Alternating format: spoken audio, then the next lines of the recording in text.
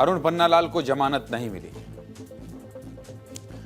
मिली। चलिए आगे बढ़ते हैं और जो है अब छत्तीसगढ़ की वो खबर बता देते हैं जो आपके लिए जानना जरूरी है। देश दुनिया में इतना कुछ पोस्ट करने को, कमेंट करने को, टिप्पणी करने को, लेकिन पता नहीं क्या दिक्कत है कि छोटी सोच की सुई आस्था, धर्म और हमारे देवी देवताओं पर आकर अटक जाती है। सावन का पवित्र महीना चल रहा है, हर तरफ भगवान शिव जी की पूजा हो रही है, लाखों कावड़िए जल चढ़ा रहे हैं, लेकिन नफरती मानसिकता से ग्रसित लोग हमारे भगवान का अपमान कर रहे हैं, अपनी जहरीली जुबान से नफरत और तकरार का बीज बो रहे हैं, छत्तीसगढ़ की पवित्र माटी में गंदगी फैलाने की साजिश रच रहे हैं। लेकिन जिस धरती से मन के एक समान का संदेश पूरी दुनिया को मिला है, छत्तीसगढ़ की धरती इस तरह के धार्मिक नफरत की साजिश को बर्दाश्त नहीं करेगी। इस व्यक्ति को देखिए, इसका नाम है अरुण पन्नालाल।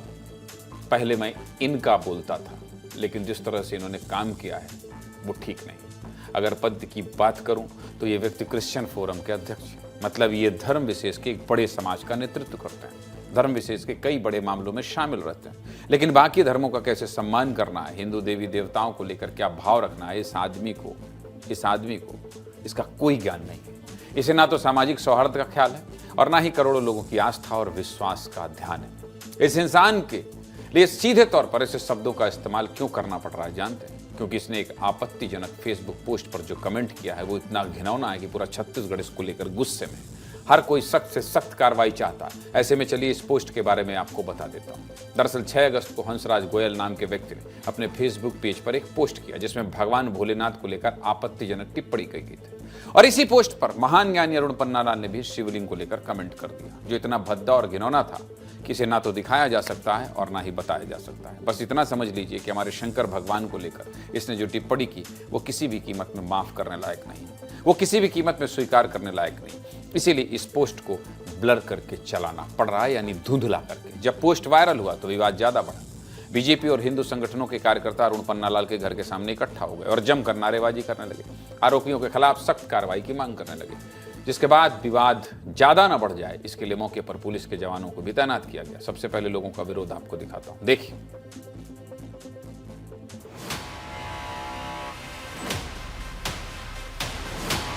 गिरफ्तारी तो घटना मात्र। छत्तीसगढ़ में जो धर्मांतरण का रैकेट है उसके सरगना है वो, उसकी पूरी हिस्ट्री जांचनी चाहिए। एक तो वो खुद कब धर्मांतरित हुए इसको देखना चाहिए, उसकी आजीविका कैसे चलती है, काम क्या करते हैं, ये सारे विषय में प्रशासन को जांच करना चाहिए। मैं तो ये मांग करूंगा कि उसकी बहुत गंभीरता से उच्च लेवल में, हाई लेवल में जांच हो।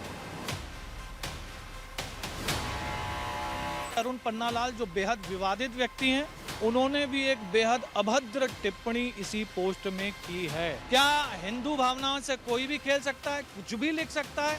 ऐसा अगर कोई लोग समझ रहे हैं तो इनकी गलत फहमी को दूर करने का समय आ गया है। हमारी सनातन आस्था को ठेस अगर कोई भी पहुंचाने का प्रयास करेगा तो उस पर ऐसी कड़ी कार्रवाई हो कि कोई भी व्यक्ति ऐसी टिप्पणी करने से पहले 100 बार सोचे। एक फेक अकाउंट के द्वारा पोस्ट किया गया, उसमें हिंदू देवी देवताओं के बारे में अभद्र टिप्पणी की गई। उसके बाद उसमें जो पन्नालाल है, जो क्रिश्चियन फोरम का अपने आप को प्रवक्ता बोलता है प्रदेश स्तरीय, उसके द्वारा शंकर भगवान को लेकर के जो आपत्तिजनक बातें की गई, और हमने प्रशासन से मांग की कि अगर इसकी गिरफ्तारी आज नहीं होगी तब तक हम लोग यहाँ पे नहीं जाएंगे। इन लोगों के पास काम धंधा होता नहीं है, ये सिर्फ और सिर्फ हमारे धर्म को टारगेट कर वहीं से कुछ अर्निंग कमाते हैं।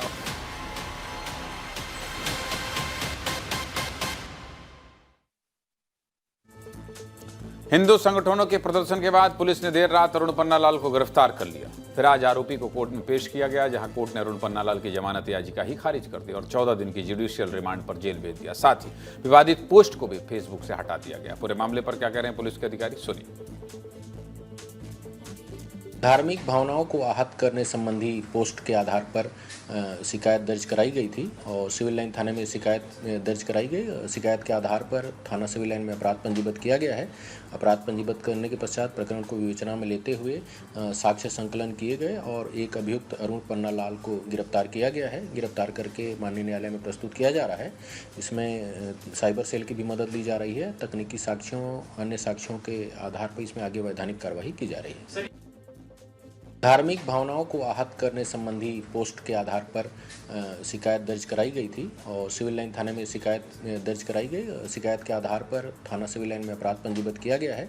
अपराध पंजीबद्ध करने के पश्चात प्रकरण को विवेचना में लेते हुए साक्ष्य संकलन किए गए और एक अभियुक्त अरुण पन्ना लाल को गिरफ्तार किया गया है। गिरफ्तार करके माननीय न्यायालय में प्रस्तुत किया जा रहा है।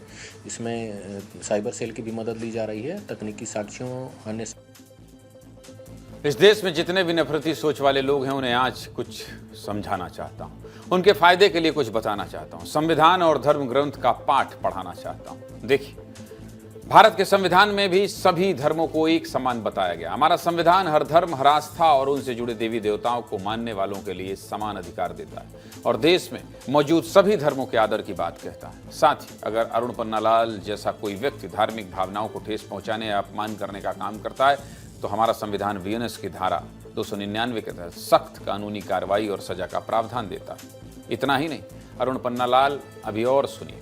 आप जिस बाइबल को मानते हैं वो पवित्र ग्रंथ क्या कहता है, इसको लेकर प्रदीप खेस ने कुछ जानकारी दी, जो केंद्रीय कैथोलिक सभा के पूर्व अध्यक्ष हैं। प्रदीप खेस के मुताबिक बाइबल भी प्रेम और आदर की सीख देती है, हर तरह के इंसान का सम्मान करने की आज्ञा देती है और किसी भी धर्म को नीचा दिखाने या आलोचना करने की बात बाइबल कभी नहीं करती।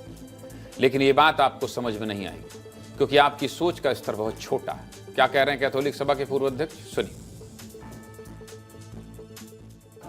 देखिए, धर्म यदि किसी धर्म के बारे में उच्च और नीच की भावना रखता है तो धर्म गलत है।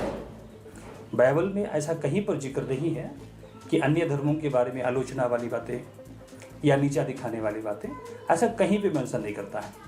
सभी धर्मों को, बाइबल सभी धर्मों को एक समान दृष्टि से देखता है। इस पूरे मामले पर मुख्यमंत्री साय ने भी कार्रवाई की बात कही। मुख्यमंत्री विष्णुदेव साय को भी सुनाता हूं, आप सुनिए। सनातन धर्म के आराध्य भगवान शिव और उनके शिवलिंग पर अभद्र टिप्पणी मतलब श्री पन्नालाल ने किया था और उसके ऊपर एफआईआर हुआ है और गिरफ्तारी भी हुई है और कार्रवाई भी हुई है। मामला बढ़ गया है और मुख्यमंत्री विष्णुदेव साय ने संज्ञान ले लिया है। मृगेन जी, ये तो छत्तीसगढ़ के माहौल को खराब करने की कोशिश की गई। निसंदेह देखिए, ये पूरा मामला छत्तीसगढ़ के माहौल को खराब करने के लिए ही किया गया, क्योंकि अरुण पन्नालाल का थोड़ा बैकग्राउंड अगर देखेंगे, उनकी हिस्ट्री देखेंगे तो जो धर्मांतरण के मामले आ रहे हैं, चाहे बस्तर में आ रहे हैं, चाहे सरगुजा में आ रहे हैं, उसमें कहीं न कहीं इनके ऑर्गेनाइजेशन की संलिप्तता रही है। हमने कांकेर में देखा कि 100 को दफनाने को लेकर विवाद हुआ, उसमें इनके संगठन के लोगों ने भीम आर्मी और तमाम लोगों को साथ लेकर एक अलग तरीके का विवाद किया। बस्तर में लगातार पिछले 3-4 सालों में आप देखिए कि धर्मांतरण के विरोध में विवाद हो रहा है, बवाल हो रहा है, गांव-गांव में आपस में लोग लड़ रहे हैं, जिसमें इनका छत्तीसगढ़ क्रिश्चियन फोरम जो महत्वपूर्ण भूमिका निभा रहा है। हमने कई डिबेट की धर्मांतरण को लेकर, जो नए कानून आए उसको लेकर भी ये लोग कोर्ट में गए हैं, कोर्ट में चैलेंज कर रहे हैं और कह रहे हैं कि इस तरह का कानून नहीं आना चाहिए, ये संविधान के खिलाफ है। आप समझ सकते हैं कि धर्मांतरण को लेकर या अरुण पन्नालाल, इनके संगठन ये सरकार पर दबाव बनाते हैं। राजधानी में इन लोगों ने बहुत बड़ा प्रदर्शन किया था जब धर्मांतरण विरोधी कानून आया था। इन सब मामलों को लेकर आप समझ सकते हैं कि किस तरीके से अरुण पन्नालाल, उनका संगठन, उनसे जुड़े लाखों लोग, वो किस तरीके से छत्तीसगढ़ का माहौल खराब करना चाह रहे हैं। और अरुण पन्नालाल के बारे में एक और बात कहूँगा कि वो जिस तरीके से टिप्पणी कर रहे हैं, जिस तरीके से भगवान शिव के बारे में बोल रहे हैं और हमारे सनातन धर्म के बारे में बोल रहे हैं, ये पहली बार नहीं है। आमतौर पर आप देखिए कि इससे पहले भी वो अलग अलग मोर्चों पर, अलग अलग मौकों पर जारी कर रहे हैं और इनको लगता है कि चूंकि सहिष्णु देश है इसलिए कुछ भी बोलकर निकल जाएंगे। बहुत बहुत धन्यवाद आपका।